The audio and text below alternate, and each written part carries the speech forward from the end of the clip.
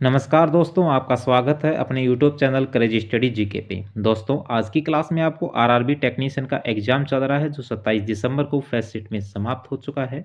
इस first shift में जितने भी क्वेश्चन पूछे गए हैं सभी का 100% इसमें सॉल्यूशन करवाएंगे दोस्तों। तो दोस्तों, क्लास के अंत तक जरूर बने रहें।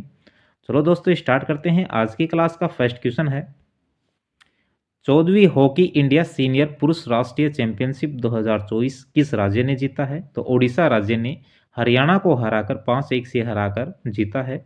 यह प्रतियोगिता 4 से 16 नवंबर 2024 के बीच चेन्नई के एसडीएटी मेयर राधाकृष्ण स्टेडियम में आयोजित की गई थी। वहीं 14वीं हॉकी इंडिया सीनियर महिला राष्ट्रीय चैंपियनशिप 13 से 23 मार्च 2024 तक पुणे महाराष्ट्र के Pimpri major Dhyanchand hockey stadium में आयोजित की गई थी। हरियाणा ने फाइनल में महाराष्ट्र को हराकर 14वीं हॉकी इंडिया सीनियर महिला राष्ट्रीय चैंपियनशिप जीती है। यानी महिलाओं में हरियाणा ने जीती है और पुरुषों में ओडिशा ने जीती है। अगला क्वेश्चन है दोस्तों, पीएम विश्वकर्मा योजना के तहत 2023-24 से 2027-28 तक कितने करोड़ रुपए आवंटित किए गए हैं? तो 13,000 करोड़ रुपए खर्च का प्रावधान किया गया है। इस योजना का शुभारंभ 17 जुलाई 2023 को किया गया था। इस योजना का उद्देश्य देश के शिल्पकारों और कारीगरों को देश के विकास की मुख्य धारा के साथ जोड़ना था। पीएम विश्वकर्मा योजना बिना किसी जमानत के 5% प्रति वर्ष की दर से 3 लाख रुपए तक का ऋण प्रदान करती है। अगला क्वेश्चन है दोस्तों, द्रव्यमान और भार की एसआई इकाई है। तो द्रव्यमान के लिए एसआई इकाई किलोग्राम होती है और भार के लिए एसआई इकाई न्यूटन होती है। अगला क्वेश्चन है, मुसलमान वफक संशोधन लोकसभा में पेश कब किया गया था? तो लोकसभा में 8 अगस्त 2024 को दो विधेयक वफक संशोधन विधेयक 2024 और मुसलमान वफक या निरंसन विधेयक 2024 पेश किए गए हैं, जिनका उद्देश्य वफक बोर्ड के कामकाज को सुव्यवस्थित करना और वफक संपत्तियों का कुशल प्रबंधन सुनिश्चित करना है।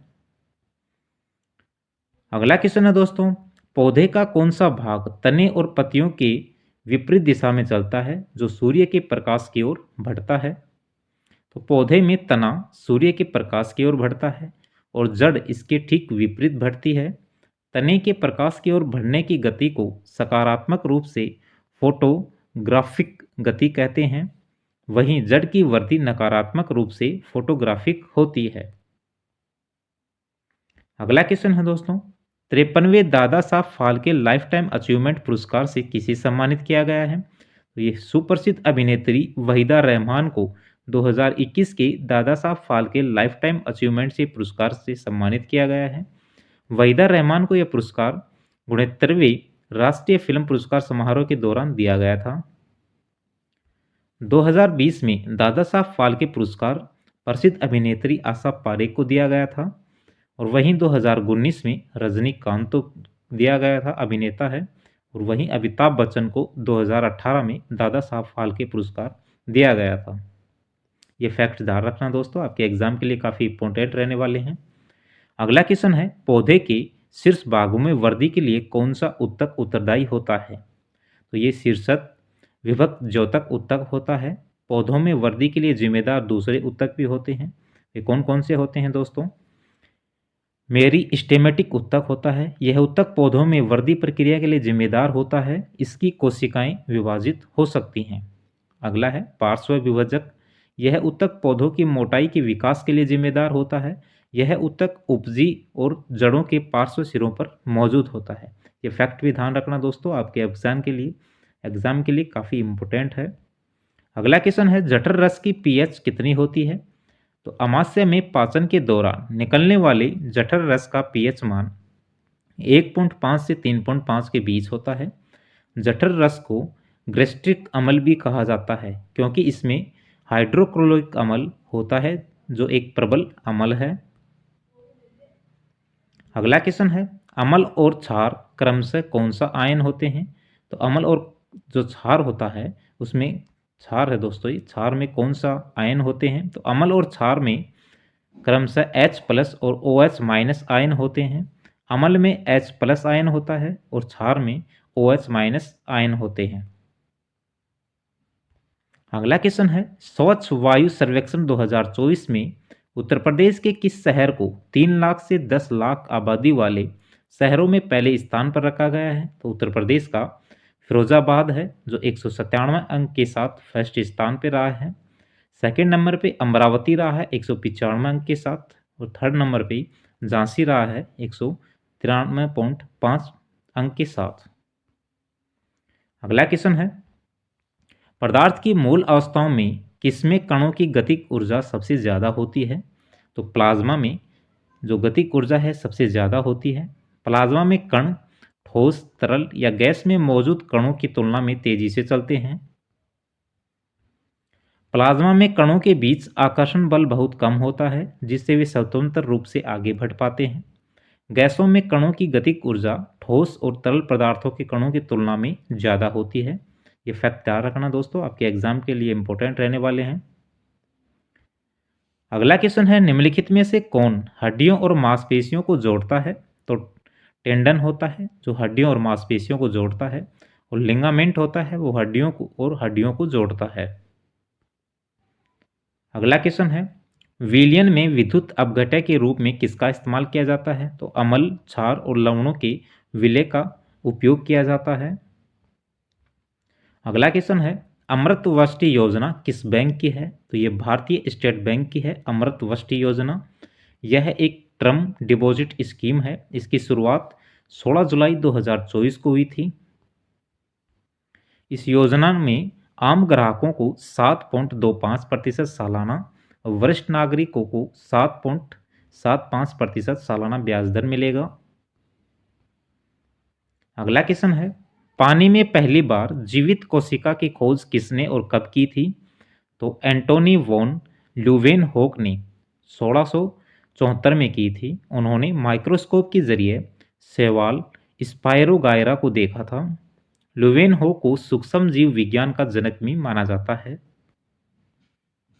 अगला क्वेश्चन है दोस्तों, प्रधानमंत्री श्री नरेंद्र मोदी ने परम रुद्र सुपर कंप्यूटर का उद्घाटन कहाँ किया है?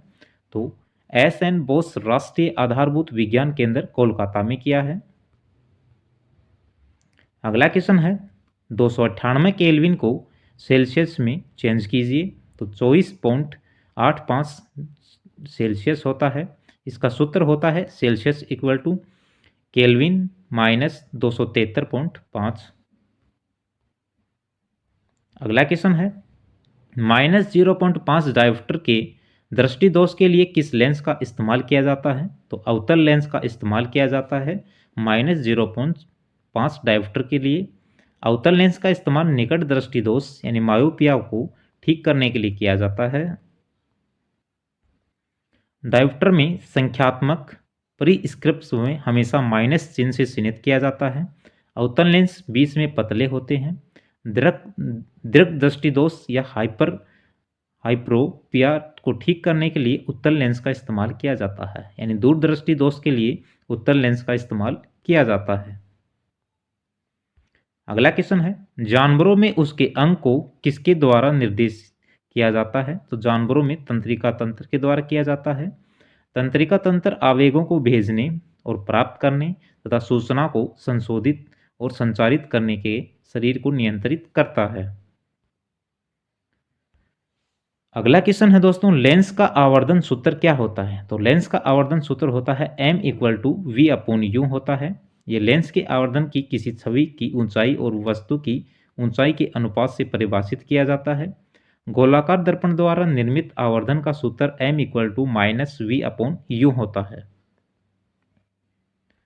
अगला क्वेश्चन है, बहुविखंडन में एक कोशिका कई भागों में विभाजित होती है, जबकि द्विविखंडन में एक कोशिका कितने भागों में विभाजित होती है? तो द्विविखंडन में 2 भागों में विभाजित होती है, जैसे अमीबा है। और बहुविखंडन उदाहरण है मलेरिया परजीवी, प्लाज्माडियम होता है। अगला क्वेश्चन है, पैरामीशियम में किस प्रकार की गति पाई जाती है? तो सिलियरी मूवमेंट यानी कि पक्षमापी गति पाई जाती है। अगला क्वेश्चन है, बाइनरी विखंडन में कितनी बेटी कोशिकाएं होती हैं? तो 2 बेटी कोशिकाएं होती हैं। बाइनरी विखंडन अलैंगिक प्रजनन का एक प्रकार है। अगला क्वेश्चन है, किस संस्थान ने स्पोर्ट्स मार्केटिंग पर भारत की पहली पुस्तक का विमोचन किया है? तो international institute of sports management खेल प्रबंधन के अंतर्राष्ट्रीय संस्थान है जिन्होंने पहली पुस्तक का विमोचन किया है।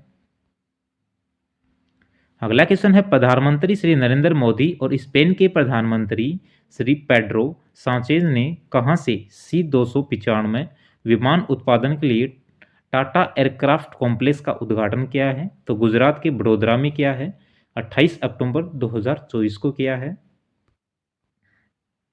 अगला क्वेश्चन है, FeSO4 को गर्म करने पर प्राप्त होने वाली गैसें कौन सी हैं? यानी फेरस सल्फेट को जब गर्म करते हैं तो प्राप्त होने वाली गैसें कौन सी हैं? तो SO2 और SO3 हैं। फेरस सल्फेट क्रिस्टल में क्रिस्टलीकरण FeSO4.7H2O का जल होता है। गर्म करने पर फेरस सल्फेट क्रिस्टल जल छोड़ देता है। FeSO4.7H2O हल्का हरा होता है। FeSO4 सफ़ेद होता है और 7 जल के कण छोड़ देता है। निर्जल फेरस सल्फेट बनने के कारण रंग हल्के हरे से सफ़ेद में बदल जाते हैं। फेरस सल्फेट को और गर्म करने के बाद यह फेरिक ऑक्साइड, सल्फर डाइऑक्साइड और सल्फर ट्राइऑक्साइड में देता है। जो फेरस जो सल्फेट है इसको और गर्म करते हैं तो ये फेरिक ऑक्साइड, सल्फर डाइऑक्साइड और सल्फर ट्राइऑक्साइड में बदल जाता है। तो दोस्तों, आज की क्लास में आपको जितने भी क्वेश्चन पूछे गए थे सभी करवा दिए गए हैं।